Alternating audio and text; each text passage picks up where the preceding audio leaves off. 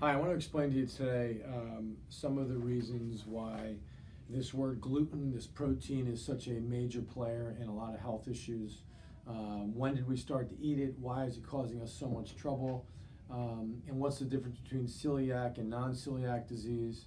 Um, and is this just a fad, or is there real science to support this?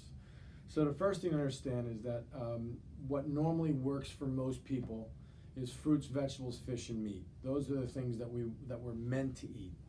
We only started eating grains, which is the wheat, rye, oats, barley, and they all contain a protein in them called gluten, maybe about 2,000 years ago.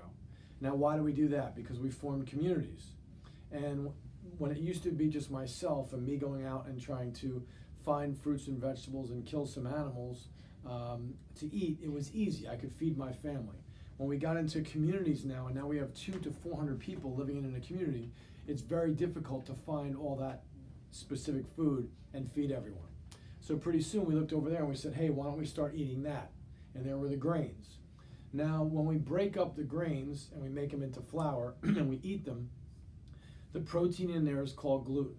Now, our genes are from 10,000 years ago, but we only started eating gluten about 2,000 years ago. So maybe 10,000 years from now, if we kept eating it and it doesn't kill everyone, we might be able to break it down. But we do not have the genetics to break down that protein.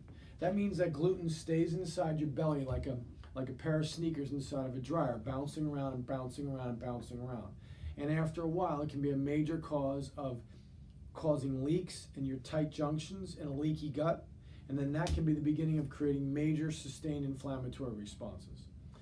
The difference between celiac and non-celiac gluten sensitivity is that only 1% of the population has true celiac.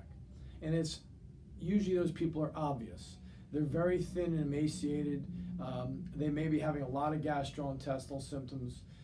They have to usually test positive for the full wheat protein. And then they also will usually go down with some device and take a little biopsy and show that the fingers, the cilia down in there that absorb, if they're supposed to be about that long, that they're filed off a little bit and they're worn down. And then you get your diagnosis of a true celiac patient. The problem is that only 1% of the population is having that, but over 95%, and some researchers now specifically, even out of Harvard now, are saying maybe none of us should really be eating this. So non-celiac gluten sensitivity means you're not a typical celiac from what we just talked about, but you have a sensitivity. So a sensitivity means that you may not react to the full gluten protein, but when we run our panel on you, we would run 25 of the smaller proteins that, as gluten breaks down, are called different proteins, but the bottom line is it comes from gluten. So although the full protein you test negative on and you're not a celiac, you might test positive on the next 5 or 6 proteins down as it breaks down in size, and you do test positive for those, and that is non-celiac gluten sensitivity. Gluten is creating major inflammatory responses inside the body and the brain because it creates a leaky gut. Gluten also is causing way more damage to the brain, spinal cord, and nerves than it is to the direct gastrointestinal system. And gluten over time, because we cannot break it down, can create major health issues. Any neurodegenerative disease, any neuropsychiatric problem, depression, anxiety, bipolar, anything neurological, you should be pulling gluten out. The other thing you want to know is that lectin is another component in some of these grains, and you'll hear a lot about lectin. They're just 2 different proteins in some of these grains. The bigger problem is with gluten, and some people also have a lectin issue. We test for all of that, so if we get your test back and we show that you have that, we'll let you know that. Another researcher out of Harvard named Dr. Fasano is basically saying that you have cells in your gut called your actomyosin cells, and you have cross bridges that connect those. That forms the barrier. And there's 4 barriers. There's the gut, the lung, the skin, and the blood-brain barrier. So as you break down the barrier in the gut from the gluten, you also break down the barrier in your skin, your lung, and your brain. And it's a major player in a lot of neurodegenerative diseases, chronic lung issues, chronic skin issues, anything with the skin, think gut as well. So hopefully you found this interesting, and it's again another reason why we have you off gluten. Really, the research is coming out more and more that really none of us should eat gluten. And one more component on this.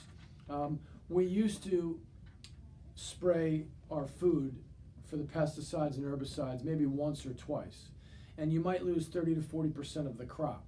So that means that you were getting the spray on top of the gluten that your body can't break down. And now you have pesticides and herbicides coming in, which lowers your overall health. They also can create leaky gut. And then we switched over to, that was the early 80s. Then we switched over around the 90s into using the GMO. So why did we switch to GMO? GMO means genetically modified organism. We switched to that because now we can spray that gene, that crop, with 10 to 20 times the amount of spray, and it does not die.